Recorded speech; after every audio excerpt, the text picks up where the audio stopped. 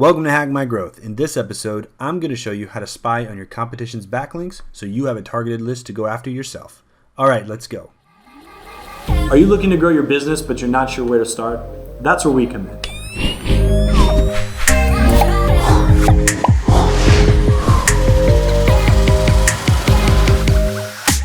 Thanks for checking out this video. If this is your first time watching, or maybe you've been watching a while and you haven't subscribed yet, please do so now. We would love to have you join our community. And don't forget to turn on alerts, that way you know each and every time we create new content. As I said in the intro, we're going to be looking at how we can spy on our competition's backlinks. Now, when we do SEO, backlinks are a fundamental part of that. Now, some of these links you're going to earn naturally, where people are going to see your content, they're going to like your content, and they are going to link to you. And that's why you need to have good content that really helps people and that engages people, because then they're going to do it naturally. But sometimes if you want to get some of those high level links, you've got to do a little bit of PR. You got to do a little bit of nudging, and you've got to start to really build some of those links. And some links that are really good to build are sites and like resource sites and directory sites and forum sites that are in your niche that you're building relationships in.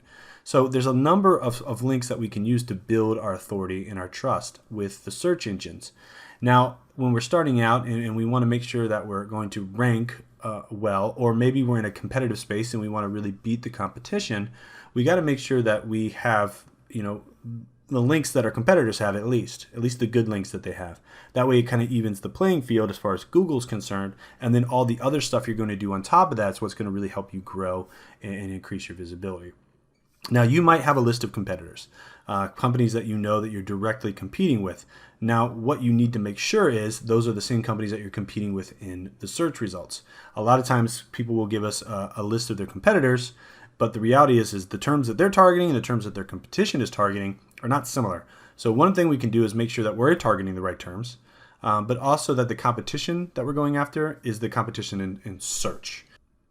So what I like to do to get started is do a search and really see what the search results look like. Go over to Google, type in one of your keywords. So for us, we're an SEO agency.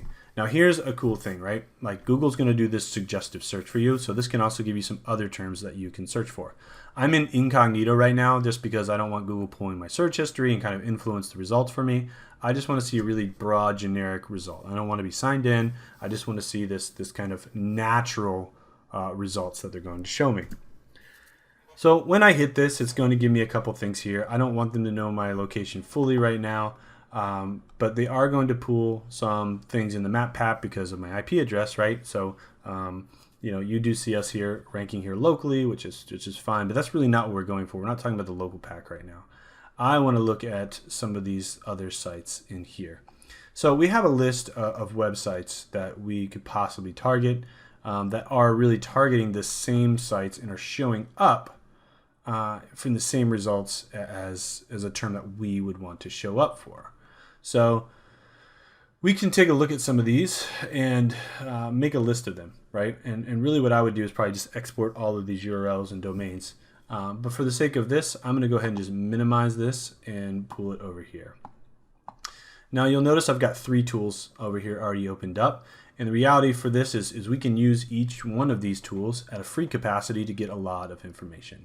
So for instance, let's say we're going with SEOamerica.us. I know this guy's actually more local to me. But we can pull over, and first we're going to look at Serpstat. This is going to have a number of tools. It's an all-in-one SEO platform. I've done some stuff on Serpstat before. I think it's actually a really good tool, and it's got good data. So you just take the URL with your free account, and you drop it in here, and you hit search. Now this is just the domain overview tool. So this is going to give us the basic domain metrics, visibility, search engine traffic, number of organic keywords. They don't have a lot going on here, as you can see. So it's probably not a site that I'm going to spend a lot of time and energy on looking at their backlinks, because as you can see, they just don't have a lot going on. So we want to go back to our list here, and let's look at somebody maybe a little bit bigger. So we can go here, next level digital marketing. Again, I know nothing about the companies I'm typing in here. I don't do a lot of direct competition. I think there's a lot of business out there for everybody, but I do like to look at what people are getting, where people are getting their links from. So again, pulling page trends, all this kind of jazz here, competitor graph. As you can see, there's a lot of things going on here. They've got 10 referring domains, is what Serpstat's pulling. So in my case, again, I'm looking at this, I'm like 10 referring domains, probably not worth my time and energy. A lot of these sites are local sites, so let's just go a little bit deeper here. Let's just type in here. Except, these guys using. All right, looks a little bit bigger, right? SEO.com, I mean, that seems like a pretty big domain. You gotta spend a lot of money if you want a domain like that. All right, so let's take a look. All right, here we go. So these guys have almost 250,000 monthly visitors in their search traffic, ranking for like 20,000 organic keywords. So this site probably has a lot of content. It's got a lot of traffic. It also means it probably has a lot of backlinks. So I scroll all the way down here, and I'll look at here, and I want to see their backlink overview. So this site is 105,000 referring domains, according to Serpstat. I want to look at referring domains and not just backlinks in total.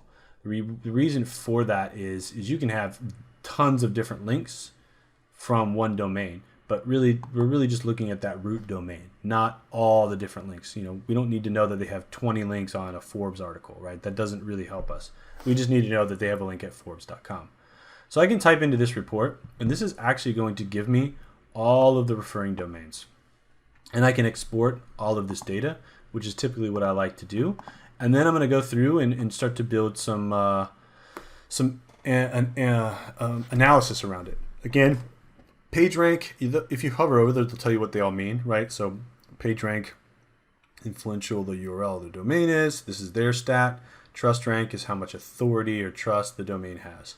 So this is how Serpstat will do it. You pull this list out, and then you make a list of sites that have a good authority, that have good trust rank.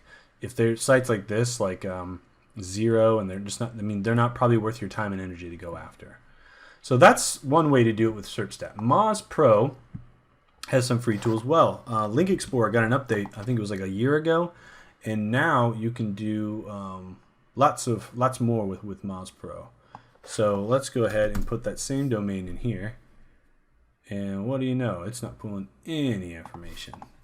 So again, all tools get their data from other places, so let's just continue to see. Maybe we just need to do SEO.com, but they're not seeing anything. So this might mean they just don't have it indexed in their system, which is really interesting. I'm going to go ahead and refresh one more time. That's what happened. Got logged out. So once you log into Moz, you can have a free account. You can do a paid account. Moz has a number of really good free tools as well. They actually just have a new tool they put out, just a domain analysis tool that's pretty cool as well. I highly recommend you checking out. But Link Explorer is great. I can do up to 10 queries, I think a month or something. So this site has a domain authority of 50. Now, domain authority has become a very commonly used metric in the SEO world. Now, the thing about domain authority, it is a metric that Moz has created. So like Google doesn't look at domain authority, but domain authority can give you an idea of how strong a domain is. So that's why it's still worth looking at. So according to Moz, they're seeing 6,100-ish linking domains, is the number of actual links root domains. And then through those sites, we're seeing over 400,000 links. Again, we want to look at just the linking domains here. Once again, we can export all of this to a CSV. And then again, we're going to want to look at things like domain score, linking domains of that site, spam score. This is really cool. This is one of the reasons I would probably lean more towards the Moz tool if you're going free right now. You're not going to get a ton of links. You're going to have to obviously sign a little up more. But you can start to see like, okay, this link, Forbes.com, it has a high domain authority, but if you notice, it actually has a 33% spam score. And the reason why is, one, all of the links you're going to get at Forbes are going to be no follow. And number two, they have a lot of guest content, and people have used the Forbes just to promote themselves a little bit instead of just add value. So you've got to be careful when the way you build links. You can't just write content and keyword stuff it and really stuff your anchor text. You got to make sure that you do it in a really natural way. Build a link that's actually going to give you good referral traffic as well. That's one of the things I learned a long time ago from Eric Ward, and he would always say, when you're deciding whether or not to build a link, you need to say, would I build this link if it had no impact on search? Would I still build it?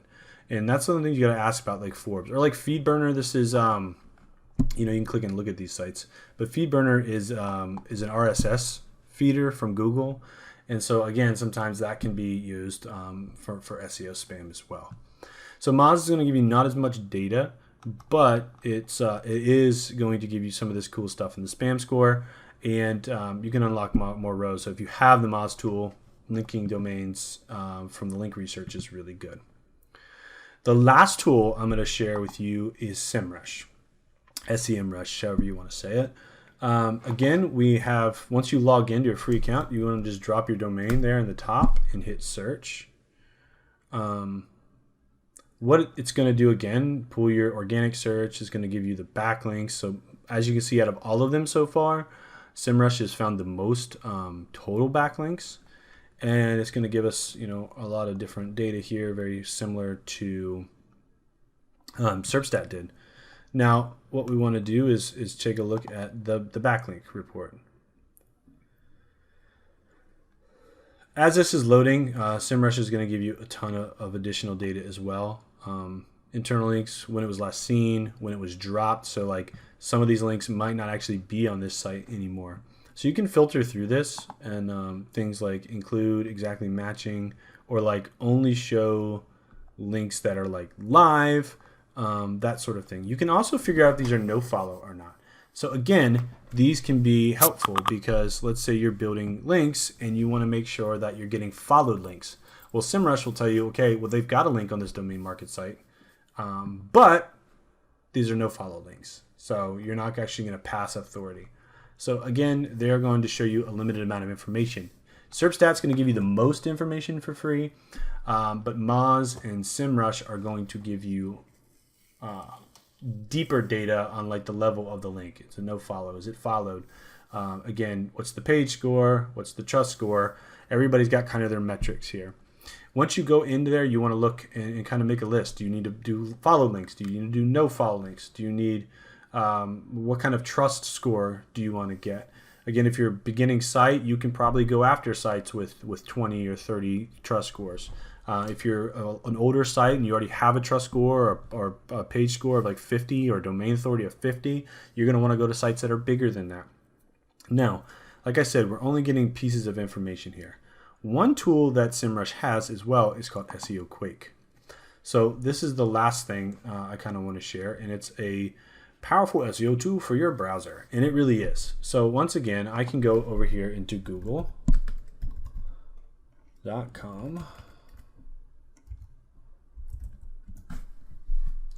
and I can put this domain in here.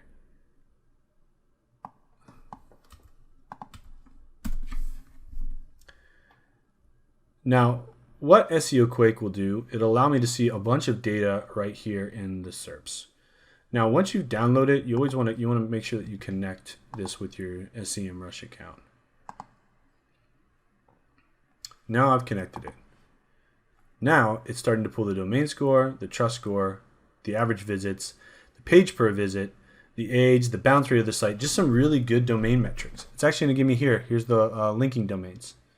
So I can actually click into this report, and what SEOquake is now taking me over here to that report as well here in SEMrush. I can also pull things like domain score, and once again it will feed into the domain score. So I can get all that data straight here in the search results. You can also export the data from here, or you can go a little bit deeper into each one of these different reports that they have available. It's a pretty cool plugin, and it does allow you to get right to some of this data just by clicking it from the search results. There's also other parameters you can add. So you can add, backlink root domains, right? That's obviously important. We were talking about root domains. So link root domains waiting, and it's pulling that data right now. I can even do this thing called the SERP report. So what this will do now is it'll show me all the links that were showing up on that page. So this is all of these links, and it's giving me a list of other links. It's going to give me the Alexa rank, which I don't really care about, but Bing index, web archive, how old the site is, and it'll actually start pulling all the backlink data here too, which then we can go deeper and deeper with. All right, so there's a number of different tools that we can use to spy on backlinks. And then what we want to do, like I said, is build a sheet in a Google Sheet or Excel and organize them, base them on, what's our priority, followed links, the trust score, how many links we can get, the niche that we're in. Those are all the important things that we want to do in the analysis we want to do afterwards. But we have a lot of tools at our disposal, even if we're just on a free plan. Like, Serpstat is going to give you tons and tons of data, but maybe not as many different metrics, but they're going to give you all this resources for free. And then SEOquake and SEMrush are going to give you a lot of data, Moz as well, but again, they're going to cap you out at a certain level. So I hope you guys learned something from this and know that there's a lot of tools available to you.